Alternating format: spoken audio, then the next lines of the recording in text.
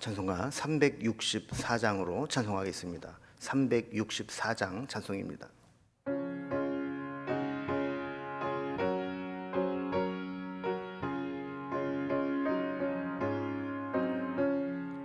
내 기도하는 그 시간 그때가 가장 즐겁다. 이 세상 근심 걱정에 얽매인 나를 부르사 내 진정 소원 주 앞에 낱낱이 바로 아뢰어 큰 불행 당해 슬플 때 나 위로받게 하시네. 내 기도하는 그 시간 내게는 가장 귀하다. 저 광야 같은 세상을 끝없이 방황하면서 위태한 길로 나갈 때 주께서 나를 이끌어 그 보좌 앞에 나아가 그 은혜 받게 하시네. 내 기도하는 그 시간 그때가 가장 즐겁다. 이때껏 지은 큰 죄로 내 마음 심히 아파도 참마음으로 뉘우쳐 다 숨김없이 아뢰면 주 나를 위해 복 주사 새 은혜 부어주시네. 내 기도하는 그 시간 그때가 가장 즐겁다. 주 세상에서 일찍이 저 요란한 곳 피하여 빈들에서나 산에서 온 밤을 세워 지내사 주 예수 친히 기도로 큰 본을 보여주셨네.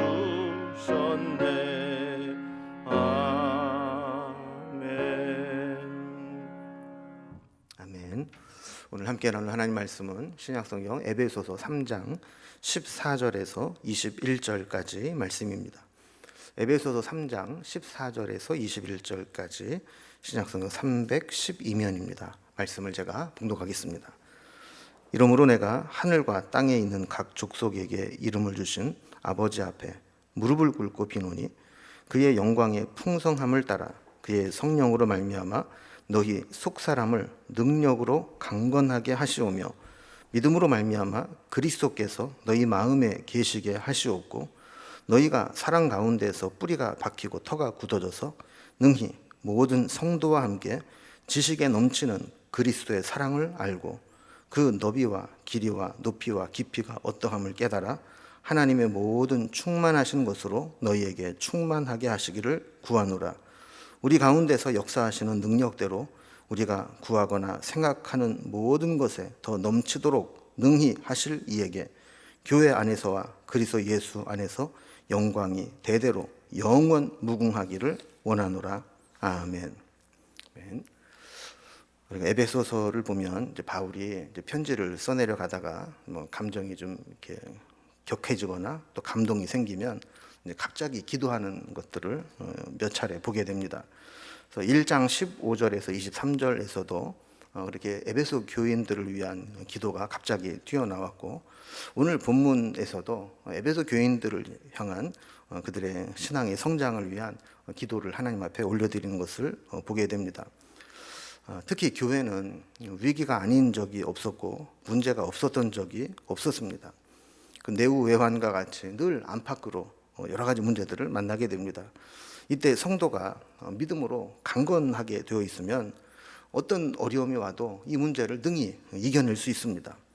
그리고 그리스도의 사랑으로 충만하게 되면 그 사랑을 힘입어서 우리가 당한 어려운 문제들을 이겨낼 수 있는 거죠. 그래서 바울은 에베소 교인들이 믿음으로 더 많이 성장해서 어떠한 문제를 만나도 능히 이겨낼 수 있도록 강건해지기를, 그리고 주님의 사랑을 풍성히 깨달아 알아서 그 사랑의 힘으로 이겨낼 수 있기를 기도하는 겁니다. 오늘 본문의 내용을 좀 단락별로 구분을 해보면, 먼저 14절에서 19절까지는 에베소 교인들이 속사람이 강건해지고 또 그리스도의 사랑으로 충만해져서 어떤 어려움도 이겨낼 수 있기를 위해서 기도하는 내용이 나옵니다. 그리고 20절에서 21절까지는 하나님이 넘치는 은혜로 그들과 함께 하시기를 기도하면서 마무리하는 내용으로 되어 있습니다.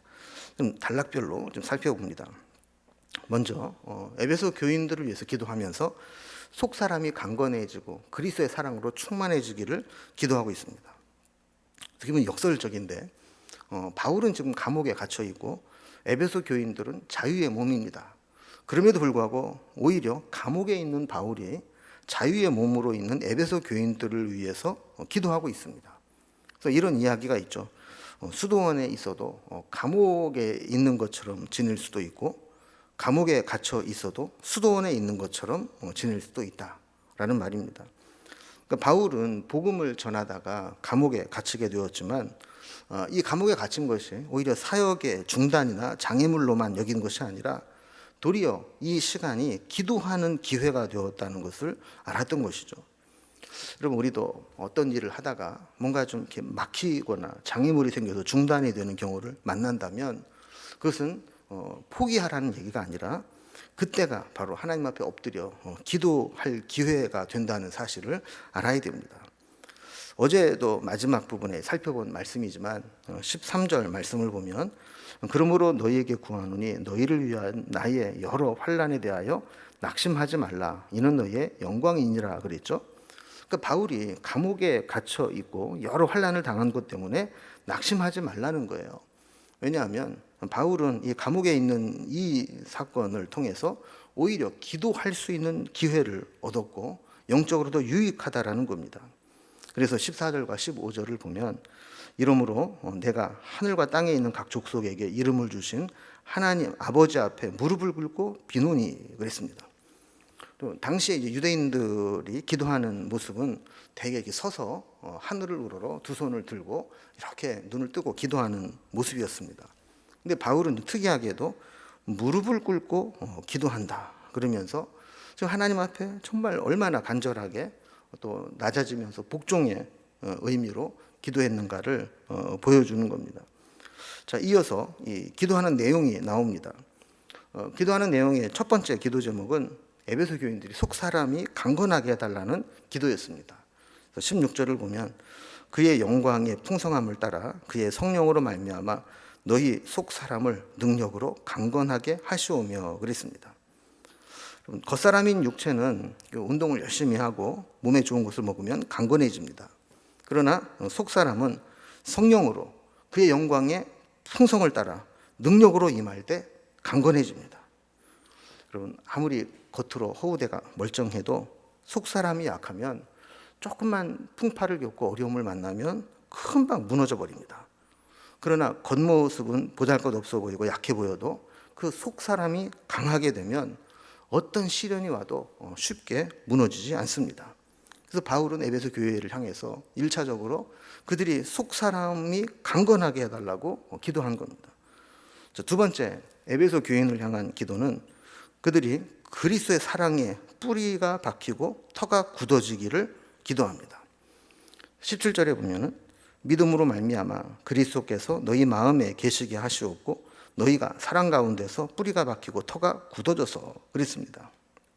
신앙은 그리스도께서 우리 마음에 계시는 것에서부터 시작이 됩니다.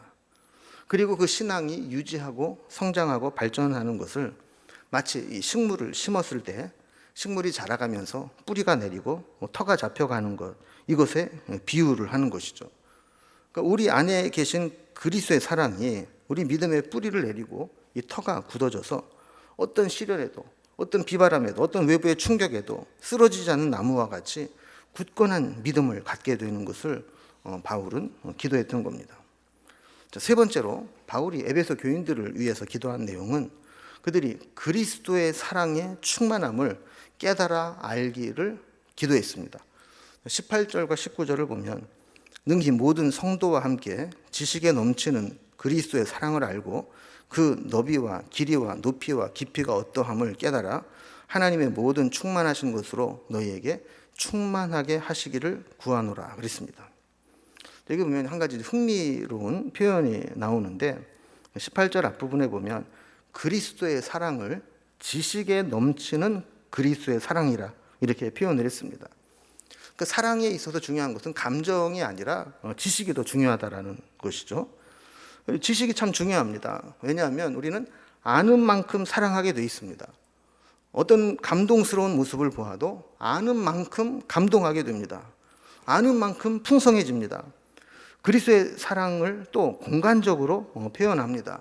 그 사랑의 그 너비와 길이와 높이와 깊이.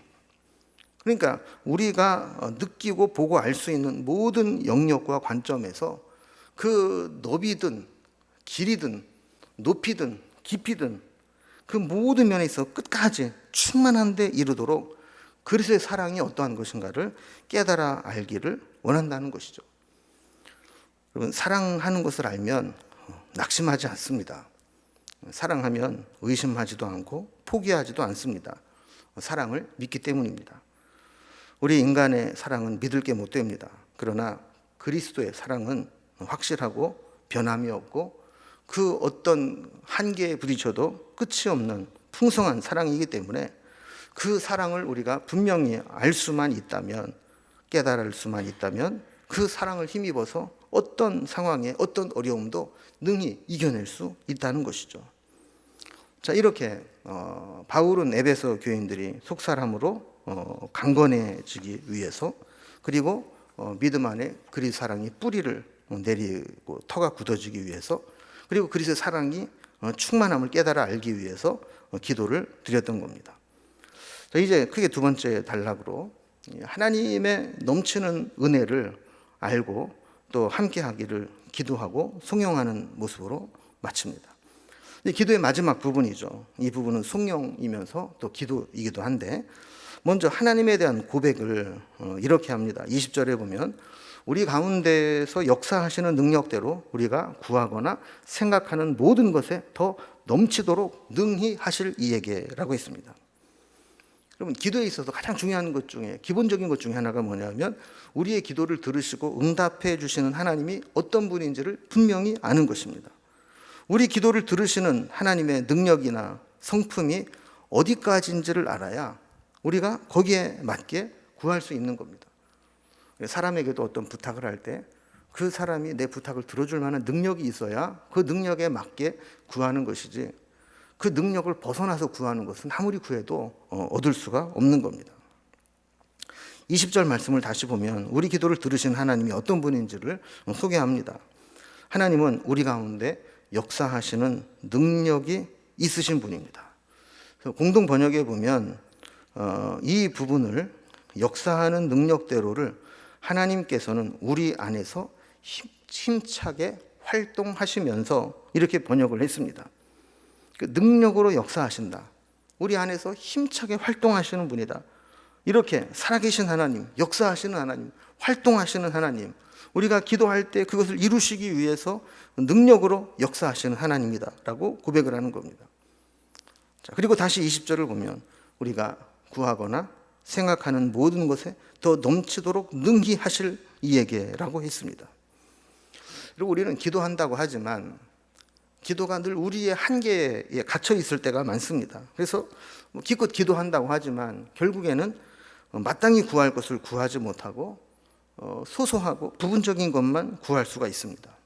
그러나 하나님은 우리의 필요를 아시고 우리에게 무엇이 정말 필요한지, 우리가 무엇을 구해야 될지 아시기 때문에 우리가 미처 다 구하지 못한 것이 있다 할지라도 우리가 구하거나 생각하는 것보다 훨씬 더 풍성하게 베풀어 주실 수 있는 분이라는 고백을 하는 거죠.